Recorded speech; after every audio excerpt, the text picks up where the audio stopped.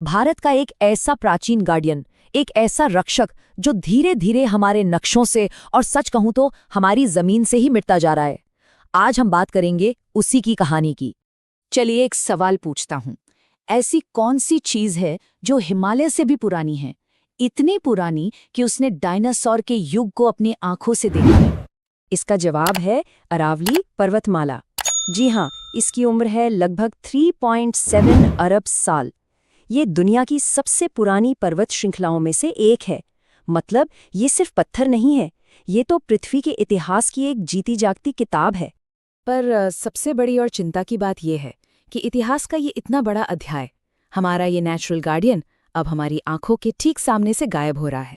तो चलिए समझते हैं इस प्राचीन संरक्षक के धीरे धीरे मिटने की इस कहानी को।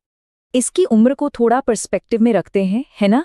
अरावली का बनना तब शुरू हुआ जब हमारी धरती बहुत यंग थी। डायनासोर्स आए और चले भी गए, और उसके भी करोड़ों साल बाद हिमालय ने बनना शुरू किया, और अरावली वो इन सबको बस देखती रही। और वक्त का असर देखिए, एक जमाना था करोड़ों साल पहले जब अरावली की ऊंचाई आज के माउंट एवरेस्ट जितनी हुआ करती थी, लेकिन फिर अरबों सालों के मौसम की मार कटाव इसने इसे छोटा कर दिया। आज इसकी जो सबसे ऊंची चोटी है गुरु शिखर, वो सिर्फ 1722 मीटर की रह गई है। तो सवाल ये उठता है कि ये प्राचीन पर्वतमाला आज हमारे लिए इतनी जरूरी क्यों है? इसे भारत की ग्रेट ग्रीन वॉल आखिर क्यों कहा जाता है? देखिए, अरावली कोई छोटी मोटी पहाड़ी नहीं है। ये एक 692 किलोमीटर लंबी ढाल है, एक कवच जो गुजरात से शुरू होती है, राजस्थान और हरियाणा को पार करती हुई सीधे दिल्ली के दिल तक पहुंचती है। सोचिए कितनी विशाल भौगोलिक ढाल है ये। और इसी वजह से इसे the green wall of India कहते हैं। क्यों? क्योंकि ये एक नेचुरल दीवार की तरह काम करती है। ये थार रेगिस्तान को, उसकी रेत और धूल भरी आंधियों को आगे बढ़ने से रोकती है।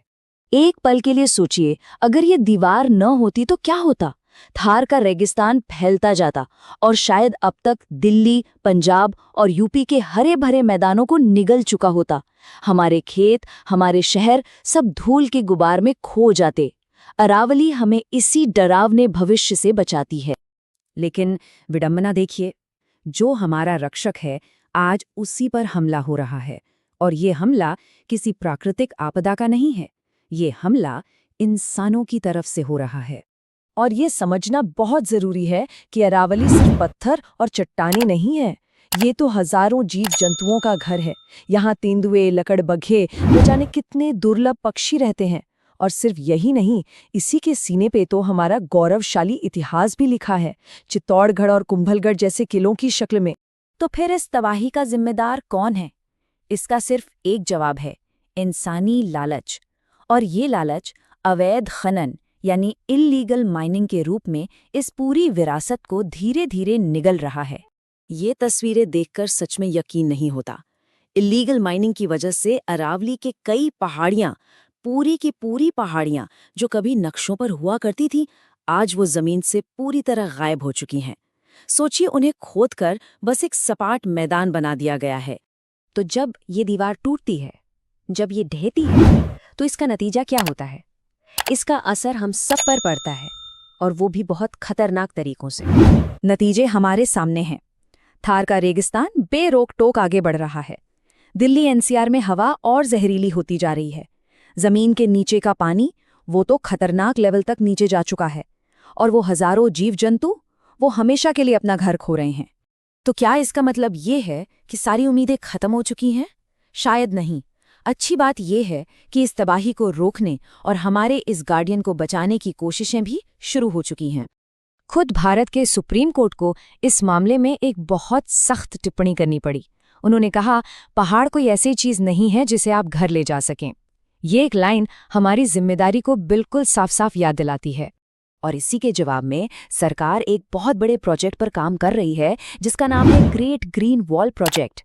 प्लान ये है कि अरावली के साथ साथ करीब 5 किलोमीटर चौड़ी और 1400 किलोमीटर लंबी पेड़ों की एक हरी पट्टी बनाई जाए।